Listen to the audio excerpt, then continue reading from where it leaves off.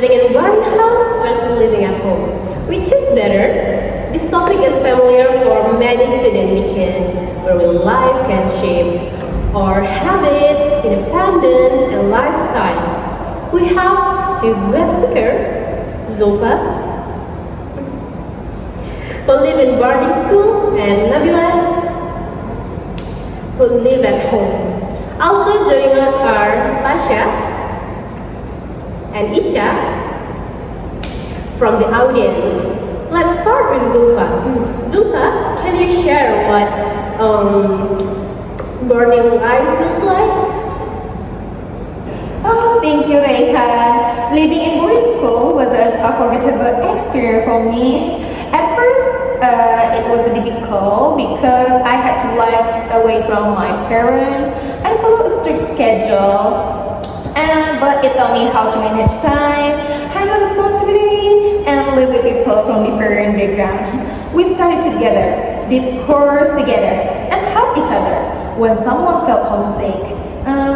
It wasn't always easy, but it made me strong and more independent. I also learned to appreciate small things like family calls and weekend breaks. Sometimes, honestly. And for me, boarding life is like a mini version of life, full of challenging and but also full of lesson too. Oh wow, that was a good experience so far. But honestly, I think living in boarding school could be stressful sometimes, right? You have to follow strict rules, limit privacy, and maybe not much personal space. So my question is, did you ever feel burned out or emotionally tired living there? Because actually I have experience through living in boarding school, and I can survive with all the rules that make me stress. And I think living at home sounds more relaxing. You get comfort, love, and freedom. But I do understand living in boarding school can make someone more richer. So I'm curious how you manage all the pressure and still enjoy your time in boarding school. Thank you. Yeah, I did feel tired and homesick sometimes, Tasha, but I tried to stay busy, joining clubs, and talking with a friend really helped. We support each other, so it felt like a home. And then I think the key is a mindset. If you see it as a burden, you will feel trapped. But if you see it as a growth, you will become more strong and really independent. I really love how you see homesickness as part of your personal growth. That's really major. So I have one more question for you. I heard that you mentioned joining a club.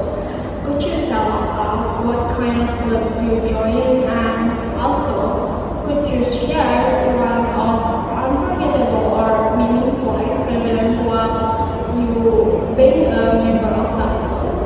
Thank you. Oh, really interesting. So, I follow two clubs in my boarding school, which is Paskibraka and Scout. And in both, I have really interesting experience and unforgettable. First, I become participant Paskibraka in 2023 to Aceh, of course.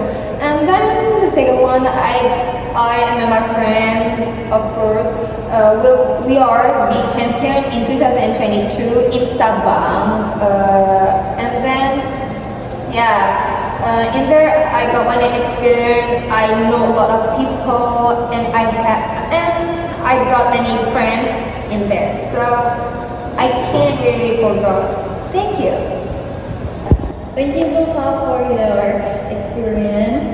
But me personally, I prefer living at home because I think living at home, I can get my own space, like my own room. I often get uncomfortable if there's other people in my room. So if I have to live in boarding school, I have to share rooms with other people, and that will I cannot imagine I be in one room with other people, because sometimes I also feels like I don't want to get socialized with other people. Like I want to have my own space, so I have my own room. And besides that, I can also eat whenever I want, like grab food, same thing, yeah. I can get anything, I can order any fruits or drinks, because living at boarding, it's not like you can eat this, you can eat that, but the boarding school has already prepared the food, right?